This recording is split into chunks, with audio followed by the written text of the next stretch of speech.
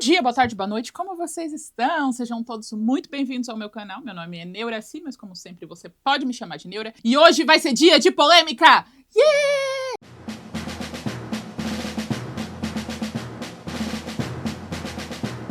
Hoje nós vamos falar sobre o filme Trovão Tropical. É uma comédia de 2008 e ela é conhecida por grupos específicos como a última das comédias antes do cancelamento, antes do politicamente correto. Vários títulos que você vê fazendo crítica ou análise desse filme, o título é tipo: esse filme nunca seria feito nos dias de hoje. Mas será mesmo? É isso que a gente vai responder hoje. Eu já começo refutando essa primeira teoria de que esse filme não seria feito nos dias de hoje. Ele não seria feito em tempos nenhum. Um filme conseguiu o que ele conseguiu fazer é tão raro quanto Cometa Halley. É realmente muito difícil você conseguir fazer um filme que esteja no limite entre humor e o cancelamento. Assim, eles estão aqui no meio. Tem humor, tem o cancelamento que está no meio. Ele apenas nunca é feito. E quando é feito errado, ele é cancelado, ele é proibido, ele não passa do roteiro, porque é realmente uma façanha muito difícil. Para você conseguir fazer as coisas que o Trovão Tropical conseguiu fazer, envolve muito esforço e muita competência para fazer as piadinhas do jeito que ele fez. Mas eu já vou avisando para vocês que ele vai estar no limite do desconfortável. Ele vai usar vários grupos específicos que já são zoados normalmente. Então, se você assistiu esse filme e ficou tipo, nossa, eu não consigo lidar com o que eles fizeram no filme, tá tudo bem. Eles não estavam com medo de incomodar mesmo. Tá tudo bem, esse é um filme controverso. Por falar em controvérsia, esse é o segundo ponto que eu quero derrubar, que é o do porque agora não pode fazer nada. Agora é tudo mimimi. Porque esse filme foi, sim, muito, muito cancelado. Ele foi reclamado por tantos grupos diferentes que eu vou falando no decorrer do filme. Todo mundo se estressou quando o trailer saiu. Eles tiveram que tomar medidas administrativas sérias para que o filme não fosse cancelado antes de ser lançado. Porque se você vê o trailer, você pensa, isso aí não tá certo. Não tá certo de jeito nenhum. Então teve protesto, teve site reclamando, teve notinha em jornal, teve mimimi pra cacete, tá? Então esse filme não passou retinho com todo mundo falando, ai, que filme foda, nossa, que coisa sensacional. Não foi assim que aconteceu. A mesma reclamação que nós teríamos hoje, nós tivemos em 2008. O filme conta a história da gravação de um filme. O nome do filme é Trovão Tropical. E tudo que deu errado nessa produção. Ele vai ser uma grande piada interna sobre a indústria de Hollywood, como ela é hipócrita, incoerente, egoísta, narcisista. E quem teve a ideia desse projeto foi o Ben Stiller. Ele dirigiu e foi um dos roteiristas desse filme. Por quê? Porque ele conhece Hollywood de uma maneira que poucos conhecem. O pai dele era um ator muito famoso, ele já é falecido. Ele estava em Seinfeld. A mãe dele é uma atriz produtora, se eu não me engano, ela também tá no mercado. A irmã dele também é atriz. E ele também é ator desde muito pequeno. E ele cresceu dentro de Hollywood. Tem até um documentário que ele fez sobre a família dele. E como eles foram relevantes na indústria por, 100 anos, né? Porque o Ben Stiller tem mais de 50, o pai dele já é falecido, mas ele faleceu com mais de 80, então muitos anos. Ele sabe de coisas que a gente nunca saberia. Porque além das piadas absurdas, ele também vai ser incrivelmente realista, que eu acho que é uma coisa que também já faz o filme ser muito único. O colega de roteiro dele se chama Justin Theroux. Desses nomes em francês que eu não sei pronunciar. Ele é mais conhecido como ator, mas eu descobri pesquisando pra esse filme que ele é roteirista e ele roteirizou muita coisa de comédia, o que é fascinante, porque ele não faz tantos papéis de comédia. Ele vem de uma longa família de roteiristas, jornalistas, documentaristas famosos na Europa. Então, ele também, há gerações, tem convivido com esse meio da televisão, porque a família dele apresenta jornal, faz documentário, sabe? Dá pra vocês pesquisarem. Então, ele também tem uma visão geracional de dentro pra fora do que é Hollywood. Então, tudo no filme vai ser uma piadinha interna. Algumas a gente nem vai entender, só eles, mas quanto mais você presta atenção, você vai vendo os detalhes das coisas, você pensa, cacete, eles pensaram em tudo. O filme vai ser uma grande sátira ao que é a indústria hollywoodiana, mas a história vai ser uma paródia do que foi as gravações do filme Apocalipse Now. O filme Apocalipse Now é um filme que eu não assisti. Eu só sei dos B.O. dele. Ele é dirigido pelo Francis Ford Coppola e ele é visto como a gravação mais infernal da história do cinema. Tudo que era pra dar errado, deu errado 3 vezes. Teve gente que infartou na gravação, ator famoso. Teve guerrilheiros vietnamitas atacando a área de gravação. Eles contrataram alguém para conseguir restos de animais em açougues para poder usar na gravação, porque ela é bem gráfica. E depois eles descobriram que, na verdade, o cara foi do necrotério. Então tinha uma pilha de restos humanos apodrecendo na gravação. Teve um tufão que destruiu tudo. E Isso não é nem metade. A esposa do Coppola estava lá pra fazer meio que o making off, assim. Só que a gravação era pra durar 16 semanas, ela durou 3 anos. Então, ela tinha tanto material que ela decidiu chamar 2 caras que ela conhecia na área e falar, transforma isso num documentário. Até isso tem treta, porque o Marlon Brando, que era uma estrelona chata pra cacete, que também ajudou muito a fazer Apocalipse Sinal, um inferno de gravar, ele não aceitou participar das entrevistas do documentário porque o Coppola tava devendo $2 milhões pra ele da gravação. E o Coppola, quando viu o documentário completo, ele ficou puto e falou pra mulher dele, eu não sou assim, a maneira como vocês me fizeram é de vilão, eu não sou esse vilão. E por ele nem saiu o documentário, porque ele não gostou do jeito que ele foi representado nas gravações de making off. Mas saiu, e depois que a esposa dele faleceu, ele fez um prólogo do documentário, muito mais amistoso, muito mais nostálgico do BO que tinha acontecido. E ele falou que foi a pior coisa que ele já fez na vida dele. Nada foi tão estressante. O nome do documentário, se vocês ficarem curiosos, o nome é Francis Ford Coppola, tracinho, o Apocalipse de um Cineasta. E até nisso, o filme Trovão Tropical se preocupou em fazer uma coisa legal, porque eles também fizeram um documentário falso chamado Trovão Tropical, uma tempestade de loucura, que é de meia hora, que tem no YouTube, que também foi criado pra divulgar o filme. E você vê o nível de comprometimento deles na piadinha, né? Isso vai acontecer pelo filme inteiro. Um grande comprometimento na piadinha. Grande! E o filme começa apresentando pra gente quem são esses atores que vão ser os protagonistas do filme Trovão Tropical. O primeiro é o Al Pacino. Sim, tipo Al Pacino, só que Alpha Tino. Porque ele é um rapper. Ele tá fazendo um comercial de 2 produtos que ele lançou. E é um comercial bem cara de início dos anos 2000, um negócio meio Lil Wayne, assim, sabe? E ele tem 2 produtos. Um produto é uma barrinha chamado Bustanut, que em tradução livre significa punheta. Um energético chamado Booty Sweat, que em tradução livre significa suor de bunda.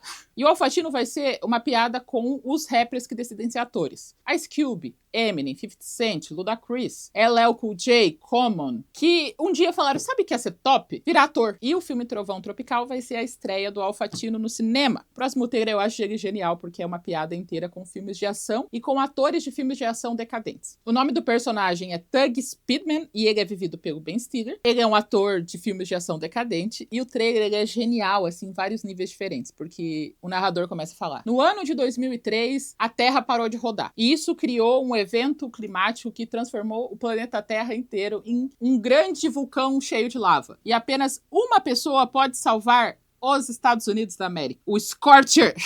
E ele tá segurando uma arma e um bebê. E é ótimo isso, porque essa história de qualquer evento só precisa de um homem escolhido pra salvar, do tipo, alguém sequestrou o presidente, mas somente esse policial aposentado que foi visitar a Casa Branca só de passeio pode ajudar. A Terra está se dividindo em 2. Somente esse professor universitário vai conseguir salvar, sabe? É sempre um cara, ou às vezes uma mulher, que consegue resolver tudo. E daí no final o narrador fala, o que a gente não esperava é que isso ia acontecer de novo, e de novo, e de novo, e mais 2 vezes depois disso, que são as sequências do Scorcher. Mas pela 6ª vez, vai ser diferente. Porque dessa vez a Terra parou e tudo ficou gelado. E eles pegam aquela ideia de a sequência de ação ser mais do mesmo, só que com mais explosões, em um fundo diferente, e no final do trailer do Scorcher 6, ele tá com um colete com 6 bebezinhos e 2 armas. É muito bom. É genial. Próximo trailer é de um comediante chamado Jeff Portnoy, que é vivido pelo Jack Black, e ele vai fazer referência aos filmes do Ed Murphy, que ele faz todos os personagens com várias próteses diferentes. Inclusive, o trailer é sobre um filme chamado Fatties, que seria tipo gordões, onde eles ficam na mesa peidando. Que acontece isso no primeiro Professor Aloprado, no segundo, se eu não me engano. E também com os filmes do Adam Sandler, que existem vários homens completamente imaturos que mesmo assim conseguiram casar com gostosas que amam eles, mesmo elas sendo mães com benefício deles. Mas um que eu não sabia e que é óbvio, ele foi baseado num ator chamado Chris Farley. Quando você pega o ator e você pega o Jeff Portnoy, você vê que é óbvio. Sobretudo porque o Chris Farley morreu de overdose de cocaína. O traço maior de personalidade do Jeff Portnoy são o vício foda que ele tem em drogas variadas. Segundo o filme, ele tem vício em heroína, crack e cola de sapateiro. É uma piadinha meio sombria? É. Mas, pelo que eu conheço do tipo de comédia que o Chris Farley fazia, é o tipo de coisa que ele mesmo atuaria, e se ele tivesse vivo, ele estaria rindo loucamente desse tipo de atuação, porque ele era esse tipo de humorista, sabe? O último trailer é, pra mim, o mais engraçado e o mais icônico e o mais irônico, porque ele vai fazer piada com filmes criados única e exclusivamente pra ganhar o Oscar, e aos atores que seguem um método Se vocês não sabem o que é o método, é quando o ator entra no personagem e ele não sai mais até a gravação acabar, fazendo a vida da produção um inferno e achando que tudo é válido, porque ele vai entregar uma atuação tão fenomenal que tudo pode. Pode, tudo faz parte do processo. E o nome do filme é Esquina de Satanás, Satan's Alley. E é a história de dois padres que namoram num seminário. Na verdade, são dois monges que namoram num monastério, eu acho. E o trailer é todo criado pra fazer essas piadas. E tem várias daquelas logos de prêmio de festival de cinema que fica em lugares inóspitos do mundo, mostra que Kirk Lazarus, que é o protagonista, vivido pelo Robert Downey Jr., que sou eu, ele já ganhou 5 Oscars, que é mais do que todo mundo na história do cinema. O máximo que a gente ganhou na vida real foram 4 Oscars. Pra mim, o mais legal é que o Robert Downey Jr. faz o papel de um ator que leva a sério demais a própria carreira, atuando num trailer onde é claramente isca pra conseguir o Oscar, né? Tem vários oscarismos. E esse filme ganhou uma indicação a melhor ator coadjuvante do Robert Downey Jr. Ele ganhou uma indicação com um filme que está zoando atores que levam a sério demais a atuação. Isso é tipo, o quê? Isso é muito irônico, gente. Isso é muito, muito irônico. E agora que todos os atores foram devidamente introduzidos, a gente tem uma introdução que é ótima. No inverno de 1969, uma força de elite do exército americano foi enviada para uma missão secreta no sudeste do Vietnã com o objetivo de salvar o sargento Ford de um campo de concentração vietnamita. E era praticamente uma missão suicida. Dos 10 homens enviados, 4 voltaram. Desses 4, 3 escreveram livros sobre o assunto. Dos 3 livros, 2 foram publicados. E desses 2 livros publicados, um ganhou uma adaptação cinematográfica. E essa é a história do homem que tentou gravar essa adaptação. E o pior de tudo é que isso é baseado em fatos reais. Porque olha isso. O prólogo é baseado em uma história real. O nome da missão era Bravo 20 e aconteceu durante a Guerra do Iraque em 1991, em que foram 8 homens para a missão, 5 retornaram vivos, 3 tiveram livros publicados e 2 tiveram adaptações de filmes para TV. E tiveram 2 adaptações cinematográficas para TV. The One That Got Away, que é de 96, e Bravo 20, que é de 1999. Mas depois eles descobriram que os 2 livros que viraram filme, eles eram mentira. Eles foram ver testemunhas, foram ver os depoimentos de todo mundo, vi que os depoimentos não bateram. Então essa história, que é o mais absurdo, tipo, como assim? É verdade, é uma referência direta, o que é muito engraçado. Logo depois da introdução, a gente tem uma longa cena desse resgate do Vietnã do Ford, do Sargento Ford. E é legal que você vai ter que prestar atenção nessa cena de ação, porque a cada segundo ela vai ficando cada vez mais absurda. E eu acho que vai ser muito engraçado pra quem gosta de filme de guerra. Segundo o que eu pesquisei, todas as vezes que os atores estão segurando uma arma, nesse começo eles estão segurando ela errada. Eu sei a diferença? Não. Mas se você sabe, você vai achar divertido. Começa com o normal, o helicóptero descendo e... Pra você ver o nível de detalhes. No helicóptero, tem os soldados atores, né? E tem o capacete de soldado. E daí eles tinham a mania de colocar coisas em volta do capacete pra ajudar, né? Tem tipo, põe elástico, você colocava isqueiro, colocava cigarro. E dos atores que estão no helicóptero, não é um maço de cigarro, é a foto de um maço de cigarro, porque não precisa ter essa nitidez, porque eles vão ser gravados de longe. Isso é o tipo de coisa que só alguém que tá muito tempo dentro do mercado conseguiria fazer essa piada. Porque é maravilhosa. E ele vai ficando pior. Vai ficando cada vez mais caótico. Porque começa com tiroteio, tá todo mundo se atirando. Um dos atores, que ele não ganhou um trailer porque ele é novato, é o primeiro papel dele, grande, ele é cortado no meio. Eu não vou pôr cenas aqui porque é bem gráfico. E ele continua vivíssimo, tipo, o intestino dele sai pra fora. E ele continua vivíssimo, falando com o cara. E um dos soldados pega ele e coloca ele no ombro, assim, e as tripas dele vão escorrendo.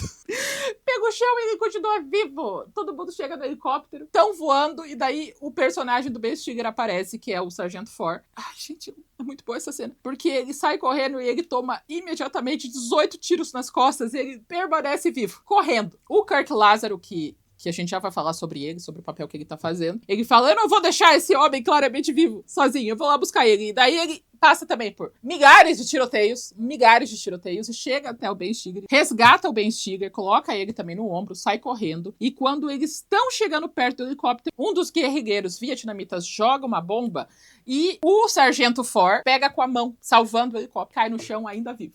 E essa cena, eu não consigo lidar com essa cena. É tipo quando o filme me ganhou, porque o Ben Stiller, ele é um ator de ação, tentando fazer um papel mais profundo, então ele não sabe atuar pra nada. Ele não consegue chorar, ele não consegue demonstrar mais de uma emoção. E o Kirk Lazarus, ele é tipo over atuação. Ele atua demais. Então, enquanto o Ben Stiller tá, tipo, se esforçando pra parecer que tá com dor, ele tá chorando, ele tá babando, ele tá soluçando, ele tá, tipo, nossa, vivendo o drama da vida dele. E daí o Tug Speedman olha pro Kirk Lazarus e fala: segura minha mão que eu quero te falar uma coisa. Enquanto ele segura, essa cena aqui aparece. E eu não consigo lidar com essa cena. O Ben Stiller tentando atuar, o Kirk Lazarus atuando muito. Eu amo essa cena. É muito bom. É ótimo. O Ben Stiller fica incomodado porque ele tá sendo diminuído pela atuação do Kirk Lazarus e manda cortar. Fala, não, vamos fazer de novo, isso não tá certo. E o Kirk tenta ajudar ele a entrar no personagem e tal, e ele fica mais bravo ainda. O diretor fala que eles têm um prazo pra gravar, que os explosivos estão prontos e que ele não pode ficar cortando porque ele não é o diretor. E daí mostra atrás o Jeff Portnoy pendurado no helicóptero, assim, ó, girando, falando, gente, o que tá acontecendo? É bom, é sensacional. E daí o diretor fica tão bravo com o personagem do Ben Stiller que ele começa a fazer um escândalo. Esse escândalo é visto para o especialista em explosões, que é o sinal. E eles explodem tudo que é possível. Uma explosão enorme e gloriosa, assim. E eles estão comemorando, só que a câmera tava em corta, então ela não tava gravando. Aquela explosão custou 4 milhões de dólares e ela foi desperdiçada. Então a próxima coisa que a gente vai ver é um programa desses de entretenimento que tem nos Estados Unidos, que o filme já estourou o orçamento e que mesmo com 5 dias de gravação, o cronograma já tá um mês atrasado. E eles culpam pelo um diretor excêntrico, egocêntrico, que não tem experiência, é o primeiro filme longa que ele tá fazendo, e atores que não querem obedecer à direção e que têm uma atitude muito ruim. São atores egocêntricos mal educados. E daí a gente tem mais informações sobre o assunto, sobre as personalidades dos atores. O personagem que o Jack Black faz, ele tá indo lá para ele poder voltar a ganhar a imagem de comediante família, porque os filmes dele são todos familiares, só que ele é louco da droga, ele é louco da pegação, ele é, tipo, bem doido. E ele fez escândalo num dos lançamentos de filme dele, numa das estreias, porque ele tava muito cheirado e arranjou briga. Então ele precisa fazer um filme que volte a colocar ele do lado bom de Hollywood. O Tug Speedman, ele tá em decadência. O último Scorcher dele não fez nenhum sucesso e ele fez um filme que a gente também vai falar melhor sobre ele mais um pouco na frente, que o nome do filme é Simple Jack, que ele tá fazendo uma piada com o filme I Am Sam. Mas eu vou falar isso daqui a pouco. Espera só um pouquinho. E ele tá decadente e ninguém gosta dele, e por isso ele resolveu fazer um filme que prove que ele é um bom ator. Por último, na entrevista, nós temos o Robert Downey Jr., que faz um personagem chamado Kirk Lazarus, que foi o grande primeiro BO desse filme treta que eu quero explicar pra vocês. O Kirk Lazarus, ele é um ator australiano que é difícil de conviver,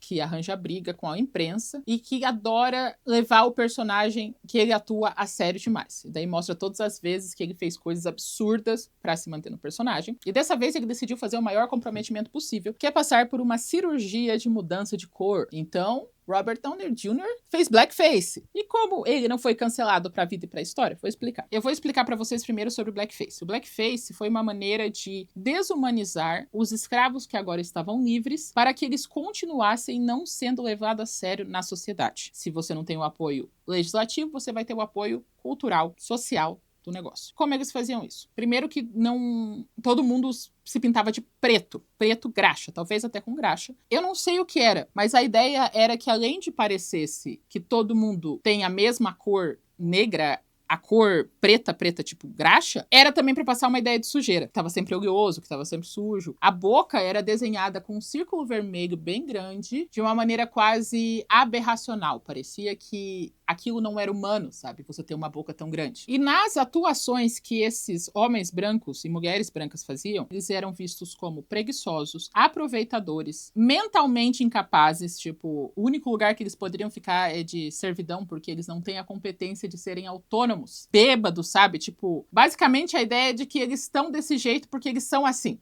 A culpa é deles. Se eles estão nessa condição que eles estão, é porque eles não têm a capacidade. Esse era o objetivo do blackface. Usar o entretenimento para desumanizar uma categoria que não pode mais ser desumanizada pela legislação. A piada é às custas das pessoas negras. Essa é a ideia principal. Kirk Lazarus. A piada do Kirk Lazarus não é com as pessoas negras. Em nenhum momento uma pessoa negra ela é diminuída, desmoralizada, desumanizada, prejudicada. A piada não é com a pessoa negra. A piada é com um ator tão arrogante arrogante e tão narcisista que ele acha que ele consegue atuar outra etnia. Essa é a piada, e eles vão deixar isso bem claro. A piada nunca foi sobre as pessoas negras, mas sim pessoas brancas, egocêntricas, arrogantes e narcisistas. A gente não vê ele fazendo a maquiagem, que era uma característica de fazer o blackface, de passar a tinta preta. Ele fez uma cirurgia, que esse procedimento existe, tá? Ele não é uma cirurgia, mas são injeções que ajudam a multiplicar a melanina. Eu vou pôr aqui umas pessoas que fizeram esse tipo de procedimento. Então, é uma coisa que existe. A maquiagem que ele usa, ela não é exagerada, ela não é mal feita, ela não é criada para zoar características africanas. Então ele tá com uma pele marrom, o cabelo é convencional, a boca é um pouco maior, mas não é um círculo vermelho desenhado, e ele usa uma lente de contato preta porque ele é loiro, loiríssimo, australiano no filme. Então o Robert Downey Jr. faz um sotaque mal feito do sul, ele age como se ele soubesse o que tá fazendo, mas ele não sabe, e a piada é com ele, não com a cultura. É importante isso. E quando eles terminaram de fazer o filme, eles chamaram toda a liderança de uma associação chamada NAACP, que é a associação... Vou pegar o nome, que é mais fácil. Associação Nacional para o Progresso de Pessoas de Cor. Essa associação existe desde 1909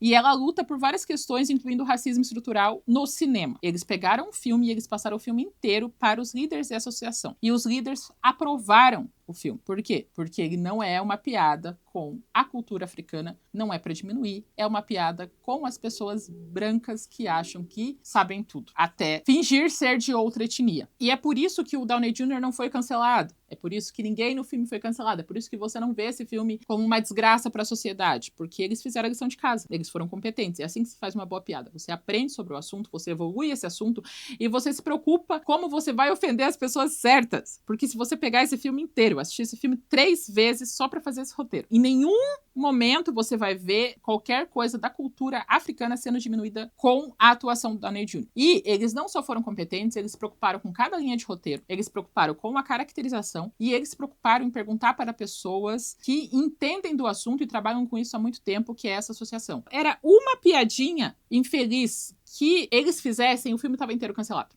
Inteiro. E fora que o Kirk Lazarus, ele é baseado especificamente em um ator, acima de tudo, que é o Daniel Day-Lewis. Ele fez uma pá de filme, ele já ganhou uma pá de Oscar, e eu quero mostrar as coisas que ele fez nas gravações dos filmes que ele era protagonista. Quando ele fez o filme O Último dos Moicanos, que era sobre uma tribo indígena, os moicanos. Ele viveu da terra, aprendendo a construir canoas, rastrear, matar e esfoguear animais. Ele também carregava sua espingarda de pederneira para todos os lugares, inclusive para o jantar de Natal da família dele. Em 1993, ele fez um filme chamado Em Nome do Pai. E no filme Em Nome do Pai, ele passou 3 dias em uma cela de prisão simulada, sem comida ou água, para experimentar o confinamento do seu personagem e pediu para os membros da equipe jogarem água fria nele. Em 96, ele fez As Bruxas de Salem, que ele decidiu morar no set de filmagem. Ele não foi pra casa, porque era a réplica de uma fazenda do século XVII. E ele viveu pelo decorrer do filme, dentro do set de gravação, sem eletricidade ou água encanada, para ele poder sentir como é viver naquele período. Imagina um ator morando no set de gravação. Morando set de gravação e piora, tá? No filme Gangues de Nova York, ele se chamava Bill Açougueiro. Então ele treinou com um artista de circo para arremessar facas, trabalhou como aprendiz de açougueiro e contraiu pneumonia porque ele se recusou a usar um casaco quente e moderno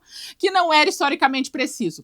Em Lincoln, 2012, que ele faz o presidente Abraham Lincoln. Ele viveu como Lincoln por 7 meses, lendo mais de 100 livros, adotando a voz e exigindo ser chamado de senhor presidente no set de filmagem. A atriz que fez a esposa dele falou que ele respondia as mensagens que ela mandava para ele pelo celular se começassem com uma frase senhor presidente e ela usasse o inglês colonial da época. Eu acho que o pior de todos que mostra a equivalência e que não é tanto exagero assim um ator achar que ele pode atuar outra etnia, porque em 89 ele fez um filme chamado Meu Pé Esquerdo, e ele é um homem com paralisia cerebral. E por todo o decorrer do filme, o Daniel Day-Lewis permaneceu em sua cadeira de rodas, fora do set, exigindo que os membros da equipe o alimentassem com uma colher e o carregassem, mantendo-se no personagem durante toda a filmagem. Entende que não é tão absurdo assim? Ele fez cosplay de pobre, ele fez cosplay de indígena, ele fez cosplay de uma pessoa com paralisia cerebral. E essa ideia da sátira feita para as pessoas certas, que na Casa das Coelhinhas, tá, é uma sátira, mas quem que eles estão satirizando? Esse filme se preocupa muito com isso. O personagem do Jack Black, o Jeff Portnoy, ele é uma piada com os atores que acham que ser gordo é engraçado. Tanto que temos, há muito pouco tempo, a Rebel Wilson. Todos esses papéis que são gordofóbicos, ela participou da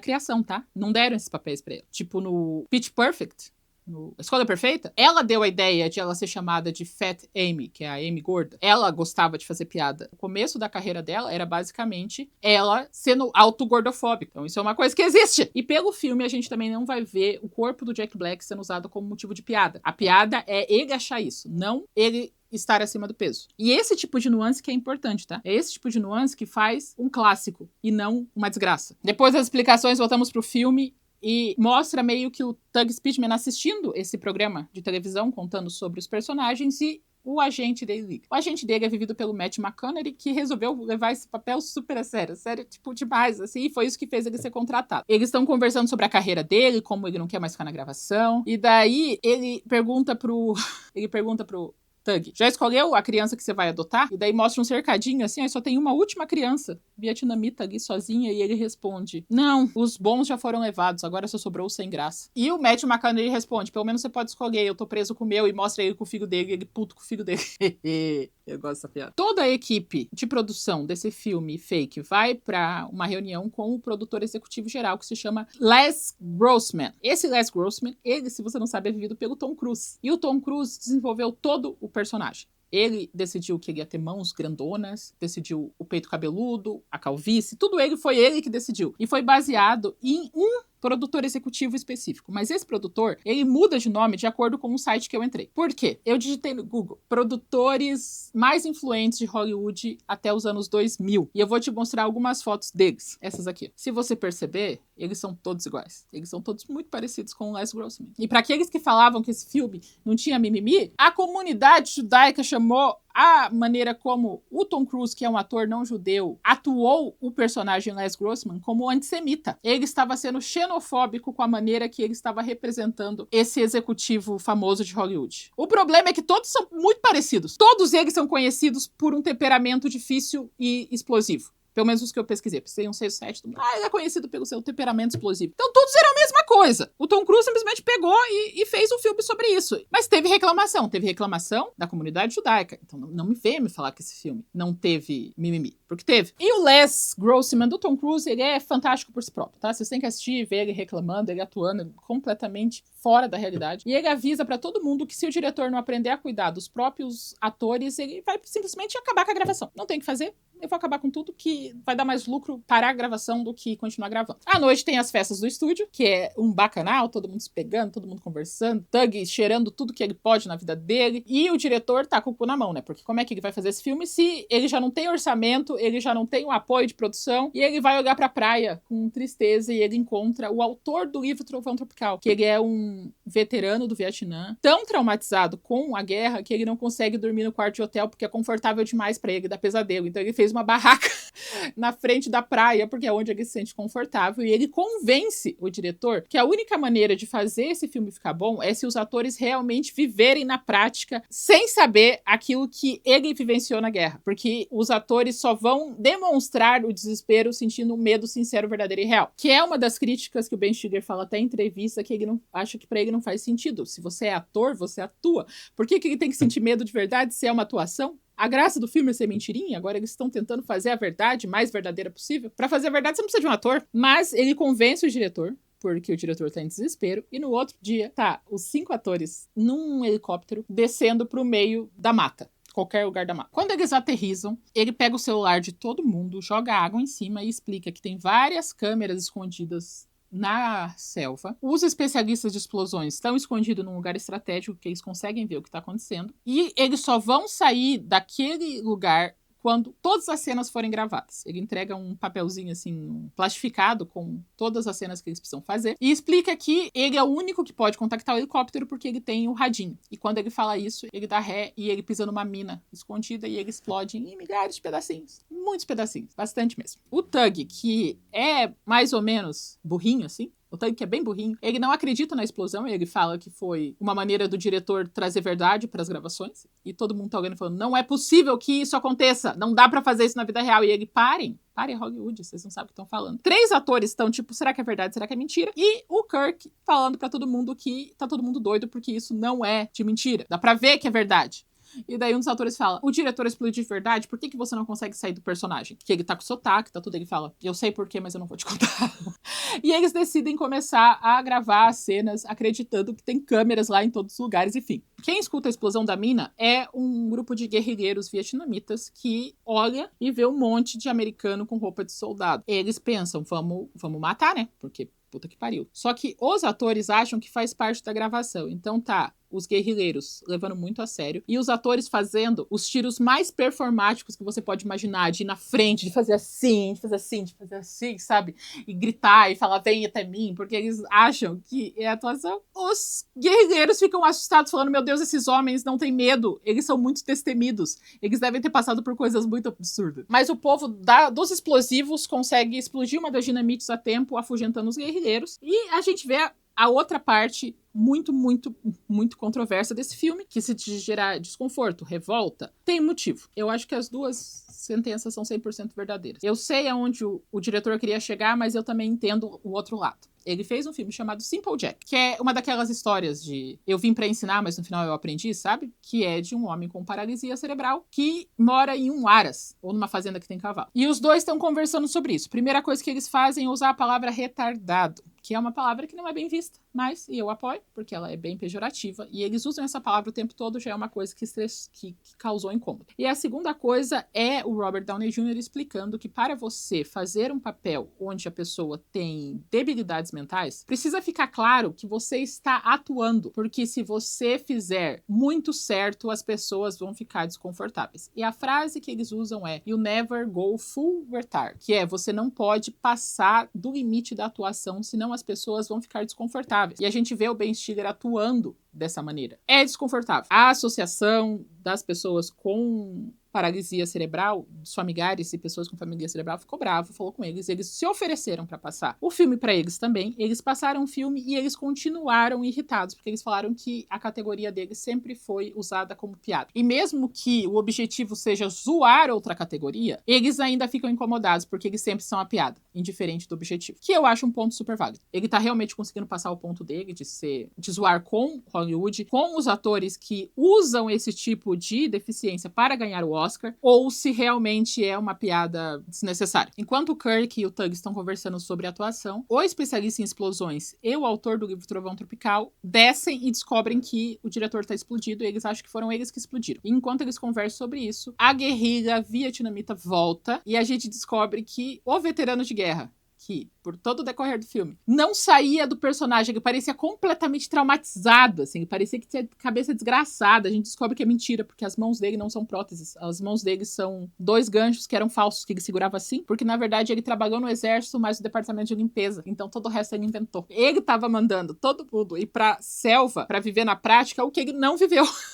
Que é o que aconteceu na história original que eu contei no começo do vídeo, que eu acho divertido demais da coisa. Todos os atores param pra almoçar, o Jack Black almoça cocaína, mas daí um pássaro passa e pega o pezinho, a heroína dele. Ele fica tão maluco que ele persegue o pássaro, ele fica tão louco que ele consegue pegar o pássaro que voou, morder o pássaro pra ver se consegue pegar a cocaína nos pezinhos do pássaro. Esse é o nível. O diretor deixou o mapa com o Tug, só que o Tug não sabe ler direito. Quanto mais ler mapa. Todo mundo tá desconfortável com ele guiando. Quando eles conseguem pegar o mapa do Tug, eles descobrem que eles estão indo pro lado oposto, pro lado errado. Eles estão muito, muito mais adentro da floresta do que muito mais afora. E eles brigam. O Tug se separa de todo mundo e ele começa a andar sozinho, sem rumo, gravando como se ele tivesse do personagem mesmo. Ainda, porque pra ele a gravação continua firme. À noite chove, ele faz uma fogueirinha, uma barraquinha bem precária, e a gente descobre que ele tem um celular e um iPod guardado nas coisas dele, e ele usa a bateria do iPod pra assistir Star Trek. Logo depois disso, ele acha que tem uma pantera atacando ele, e ele usa de violência com a pantera, mas na verdade é um panda.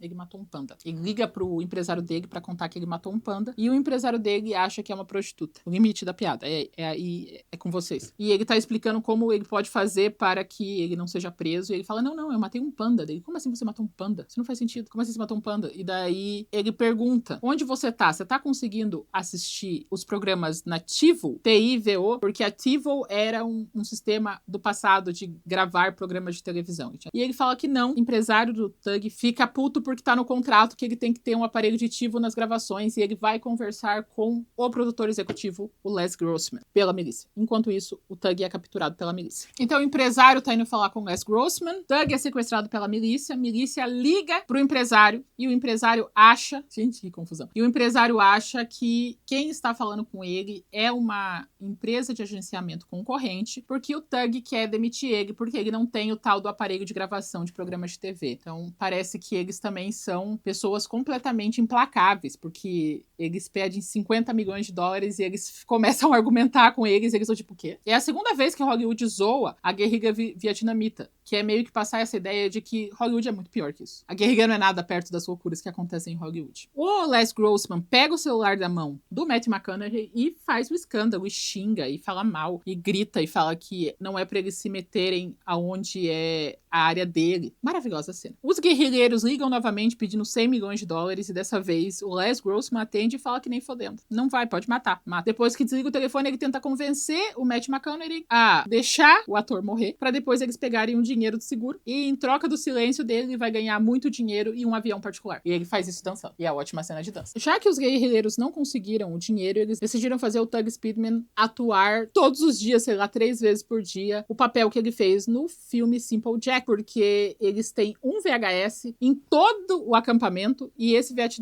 VHS do filme Simple Jack. Então agora ele é escravo do filme que trouxe desgraça pra ele. Toda noite ele tem que atuar o filme. Os outros 4 atores viram de longe que o Tug estava sendo torturado e decidem ajudar ele, decidem resgatar ele. Só que a única pessoa que leu o roteiro, fez o treinamento e leu o livro foi o ator novato. Ninguém mais leu. Eles estão atuando sem saber o roteiro, o livro, ou terem feito o treinamento militar. E eu acho que isso é uma piadinha boa de dentro de Hollywood. Que os atores maiores, eles fazem isso, de não fazer a lição de casa. Eu acho. Mas não tem prova. O personagem do Jack Black tá louco, desmaiado, suado, sem droga. Ele percebe que lá é uma refinaria de... E ele fala pro ator iniciante: eu preciso que você me amarre numa árvore até vocês conseguirem resgatar o Tug. Porque se eu chegar perto daquela heroína, eu não saio de lá enquanto eu não fumar, cheirar, usar todo o produto que eles têm refinado. Então daí a cena é o Jack Black só de cueca, amarrado numa árvore, tentando convencer os amigos de que ele tá bem agora. Ele fala, não, já aprendi, não tô mais viciado, não. O rapper contando que talvez ele seja gay e é apaixonado por um rapaz chamado Lance.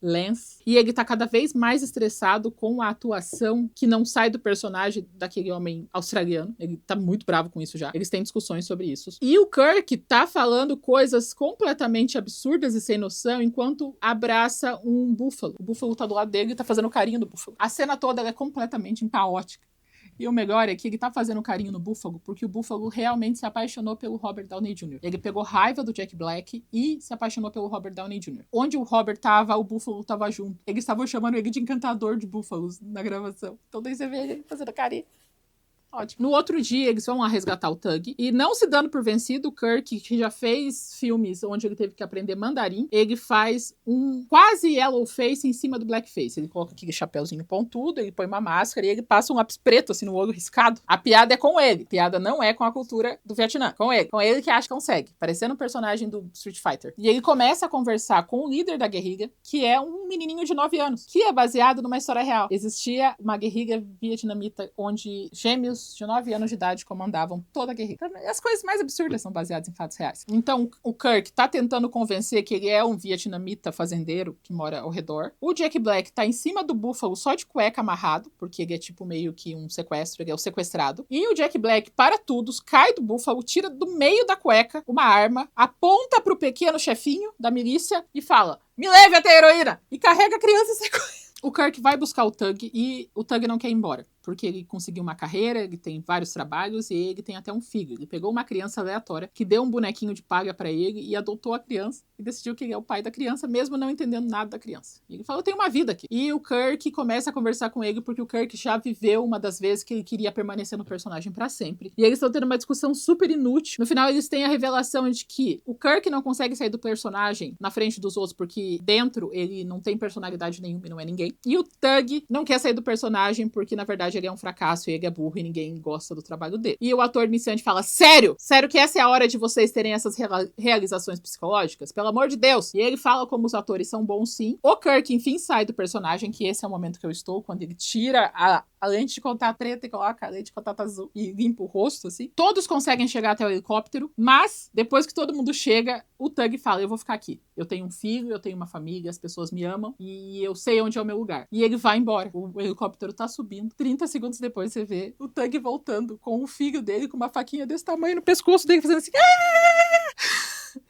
E o Ben Stiller falando, eu tava errado, me espera! Eu amo esse filme, amo. Mas eles conseguem fugir, e a próxima cena é o Oscar. Na verdade, eles fizeram um filme, e eu vou pegar o tablet de novo, porque o nome é complicado. E o nome do filme é Vacilo Tropical. A história real por trás do filme de guerra falso mais caro já feito. Por essa atuação, o Tug ganha o Oscar dele. E todos comemoram, porque, enfim, ele conseguiu ser valorizado como um ator de verdade. E a gente descobre que o Lance, que o Al Pacino era apaixonado, era o Lance do NSYNC. E eles estão juntos no Oscar. Então ele saiu do armário. Mas resumindo todo o rolê, esse filme não é cancelado porque ele foi feito com competência e com nuance e com conhecimento das coisas que eles estavam fazendo piada. Em 2008, ele recebeu exatamente o número de reclamações que ele recebe agora. Não existe mudança no nível de cancelamento. Então esse não é um filme que foi feito no passado onde tudo era bom, porque era igual. E se você gosta de humor no limite do BO, esse filme ele é perfeito pra vocês. Mas é isso, gente. Vocês conheciam Trovão Tropical? Conta pra mim nos comentários, eu quero saber. E eu quero trazer uma coisa legal. Tomara que ela não fique brava comigo. Mas, se você é novo por aqui, na minha descrição tem a maçonaria do canal, que é um formulário que, se você presta serviços, você coloca o serviço que você presta. E se você precisa de um serviço, você procura alguém do nosso canal pra você contratar. E essa planilha e esse formulário tem o único objetivo mesmo de socializar, criar uma comunidade e girar a economia do canal. Eu recebi depoimentos. Eu tô tão feliz com isso. Uma moça maravilhosa me falou que ela é professora de inglês e conseguiu uma aluna pela nossa planilha! O Gustavo, que é nossa voz escondida atrás das câmeras, quando eu faço as lives, ele também contratou um serviço de social media da planilha. E eu também recebi mais duas coisas. Uma roteirista encontrou uma outra pessoa que estava fazendo um projeto. E teve mais um, que eu peço desculpas que eu não lembrei. Mas está dando certo! Orgulho de vocês. Vocês são meu orgulho. Vocês são minhas crianças. Eu amo vocês. É isso aí, gente. A gente vai ser uma comunidade muito ativa aí. E muito sinérgica. Muito bom. Agora é isso. Se você gostou desse vídeo, curta esse vídeo. Se você não é inscrito no meu canal, se inscreva no meu canal. A gente é tão top aqui. Se você tem alguém que adora falar que agora tudo é mimimi, mostre esse vídeo pra ele. Talvez. Se ele for ficar bravo comigo, não mostra. Eu não tenho essa resiliência toda pra comentário maldoso. E é isso, né? Ah, se você quiser ser membro do canal, você pode ser membro do canal. E a gente se vê na próxima semana. Ou a qualquer momento!